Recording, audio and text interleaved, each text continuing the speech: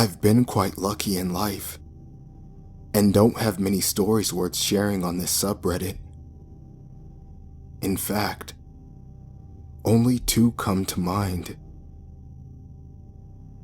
This post will tackle one of the stories, the slightly more unbelievable one, the one with plausible deniability and a decent amount of conflicting factors,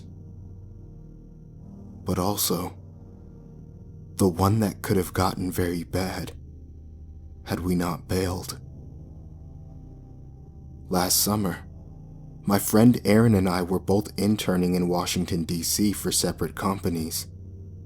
My friend left first, May 18th, and I flew in 2 weeks later. For the first 2 weeks of the internship, Aaron lived at his uncle's apartment in Northern Virginia, before moving into summer housing at George Washington University, shortly before I arrived. Because he was the only permanent intern in his office, and because he had yet to move in with the other students his age, Aaron was quite lonely. Roughly a week into his internship, he got a message from an old boss a few years his senior, John. John said he saw Aaron was in DC through Facebook posts and offered to grab lunch and hang out. Aaron, not having anyone else to talk to there, was more than glad to accept. They met up and chatted. John said he was still working at the digital advertising company he had come out to DC for, and was having the time of his life. He suggested Aaron come over to party at his place that next Tuesday, at a condo in Anacostia, because Aaron was alone without friends in the area.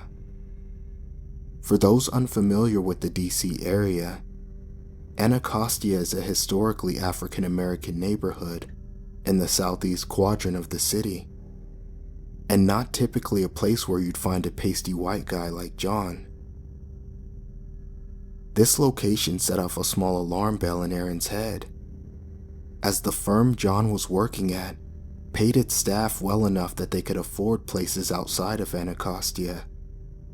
He asked me to chat with one of my co-workers at the internship, who coincidentally had been friends and co-workers with John back in our home state before they moved out to work in DC. I asked my co-worker about John on the first day, Monday, and he said that he had practically fallen off the face of the earth a few months ago. Nights at his apartment had stopped without warning, and he had sizably dialed down the contact he had with my co-worker and other people in his circle.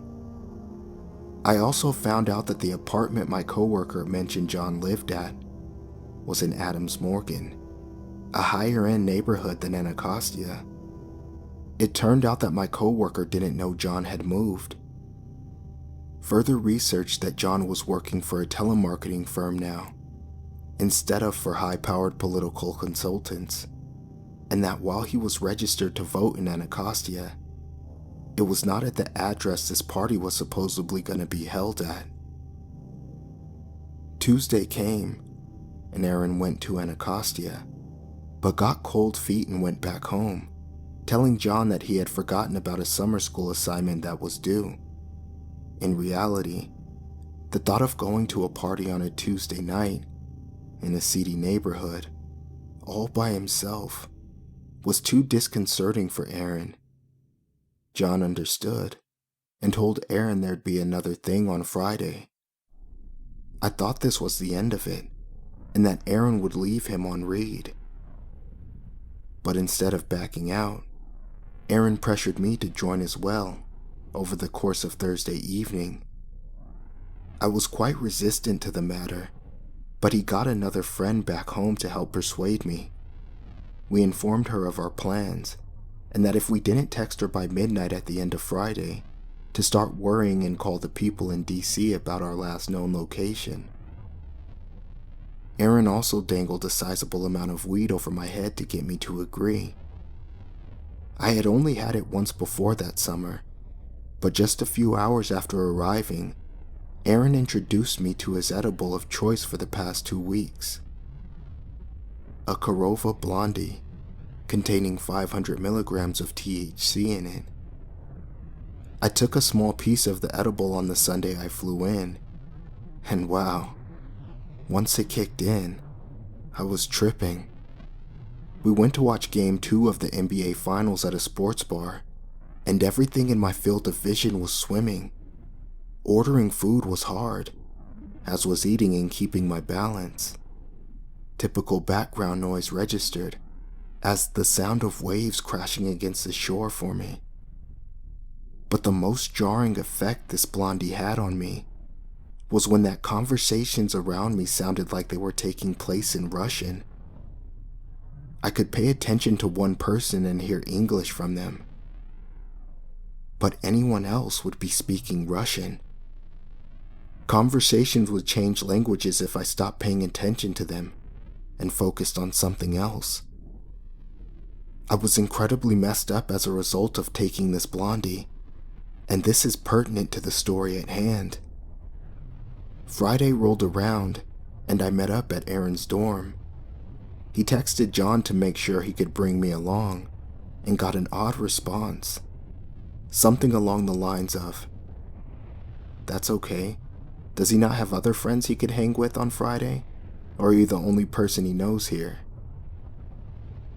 This put us somewhat on edge, but we still had our friend back home who would raise hell if we didn't get in touch with her by midnight. For added security, I messaged the guy I was renting the apartment from that I'd possibly be going to Anacostia that night for a party, and to call the cops if I didn't get in touch with him by 1 a.m.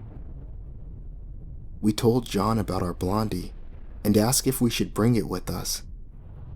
He responded with, "There'll be tons of weed, drinks, and girls here. No need to bring it, but definitely come messed up beforehand." This was another concerning response, as a nerdy-looking telemarketer living in one of our poorer parts of DC, who had cut off contact with his friend group in the area, almost certainly couldn't put on a party like that. Hell, I don't even know if he'd want to. It's far more befitting of a college frat house, not someone in their mid-20s who wasn't much of a partier in college. These two started to sow some doubt in both of us, but we pressed on. Taking the blondie, we worked on some homework and grabbed dinner before leaving around 8:20 p.m. to get to the address around 9 p.m. On the way to the subway, we text John again, who said he was driving around picking up stuff for the party and wouldn't be able to let us in, but someone should be there anyway. We got on at Aaron's local shop and took the train over to the East Plaza, where we'd have to change lanes. All the while we felt the weed slowly ramping up, but not kicking in full force. Seconds after getting off the train, I felt the weed kick in, but almost instantly a stronger force came over me as well. I became acutely hyper-aware of my surroundings, and my brain felt like it was starting to think and process faster. I felt capable of writing pages and explaining the pros and cons of going to the party or bailing, analyzing the likelihood that John was going to kidnap us, or was just down to hang with us. I was thinking through and visualizing every possible outcome, while I initially thought this weird burst of productivity and hyper-awareness was a byproduct of taking the weed.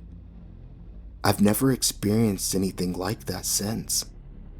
It felt surreal and also incredibly scary, as if not using every last fraction of this burst of thinking would doom me to being kidnapped or killed. We got on the train to Anacostia, and Aaron got rapidly more scared about the situation. My burst of hyper-awareness had reached its peak, and I told him I wasn't comfortable continuing further. He was still slightly hesitant and offered that we get off at Anacostia but not leave the station, instead asking John to walk with us to his house. Before we could text John of our new plans, he texted us, angry that we weren't there. "The people at the condo have said you haven't got there. Why? We explained our mild hesitation about the neighborhood. This was my first time in the area, and asked if he could drive to the station and then lead us to the house. I'm not driving, but sure. Had to work late and I'm currently on the subway home. About half an hour ago, the story was that he couldn't let us in because he was off buying stuff for the party, driving around. Now he's working late and riding the subway home, and somehow able to send text messages from the subway, which doesn't have that decent of a connection. I explained this discrepancy to Aaron, and we agreed we needed to bail. Right around then, my hyper-awareness sensation dissipated rapidly, and I turned into the same stoned lunatic I was last Sunday. Heard stuff, felt dizzy, could barely think. For some reason, despite all of this, we wanted to wait out to confirm that John wasn't on his way. So we stumbled away from the turnstiles and towards the end of the station, where the rear end of the eastbound trains would be when they arrived. We waited a bit and got another message from John. Just go to Navy Yard, should be there soon. After a few more minutes, an eastbound train arrived. A few people got off, given that this was late on a weekend in a residential area. There were very few people getting off, and none of them were white men. John hadn't gotten off at the station. Just then, a text came in from John. Just got off the train. Should be at the turnstiles in a minute. Stay there and we could walk to my place. This was way too much for both Aaron and I. Our eyes didn't deceive us, so we bolted onto the train and left the station. He hurriedly wrote something to John about me throwing up because of how strong the weed was, and John said it was disappointing that happened, but understandable. Maybe I'd want to go over to his place to rest. We ignored that text. In our hurry to get out of that situation, we didn't realize we had gotten on an eastbound train, which was taking us away from both of our apartments, and deep into southeastern Maryland. We got off a few stops later and hopped on westbound. The weed was at its peak when we returned west, and we grabbed something to eat. I left Aaron and stumbled to the metro, which was incredibly hard to do without a friend helping guide you. Signs were blurry. My mind was spinning, and it was hard. I finally got home at around 12:30 a.m. A few weeks later, Aaron got one more text from John, empathizing that we couldn't make it to the party and offering to take Aaron hiking with him in rural West Virginia, preferably without Hunter. That text was also ignored and the number blocked.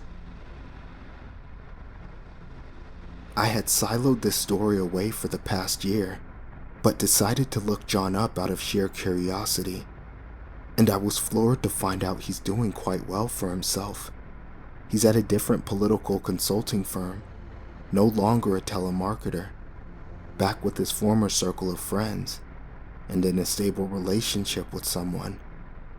Maybe we were just far too paranoid from the super powerful edible to think straight. But Christ, there had been so many red flags that night. John, I really hope you're doing well for yourself. But just in case, let's not meet.